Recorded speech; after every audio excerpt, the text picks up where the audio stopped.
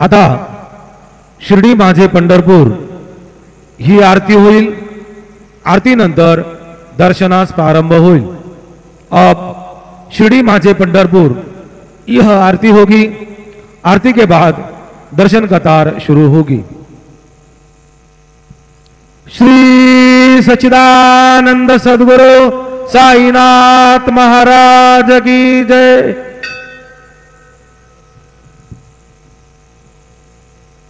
हरिः ओम। श्रीष्टदे लक्ष्मीष्टपत्न्याबहोरात्रे पार्श्वे नक्षत्राणि रूपमश्विनव्याप्तम् इष्णन्निखानामम् ईखानः सर्वलोकम् ईखान। अम्बे एककरी उदासनकरी भक्तासिहातीधरी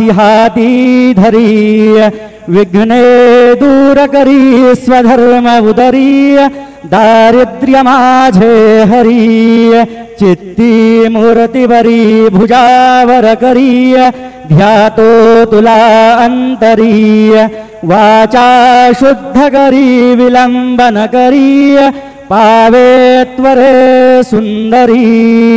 गुरुर्ब्रह्मा गुरुर्विष्णु गुरुर्देवो महेश्वरः गुरुः साक्षात् परब्रह्म तस्मै श्री गुरवे नमः। सद्गुरु साईनाथ देवताभ्यो नमः। प्रातः पूजनार्थे गन्धाक्षतपुष्पैः सम्पूज्य अथ धूपः वनस्पतिरसोद्भूतो गन्धाढ्यो गन्धोत्तमः आघ्रेयः सर्वदेवानां धूपोऽयं प्रतिगृह्यताम्। धूपम् आघ्रापयामि साज्जन्तवर्ति संयुक्तं वह्निना योजितं मया। दीपं गृहाण देवेश त्रैलोक्यतिमिरापः दीपं दर्शयामि धूपदीपानान्तरेण उपहार नैवेद्यं निवेदयामि।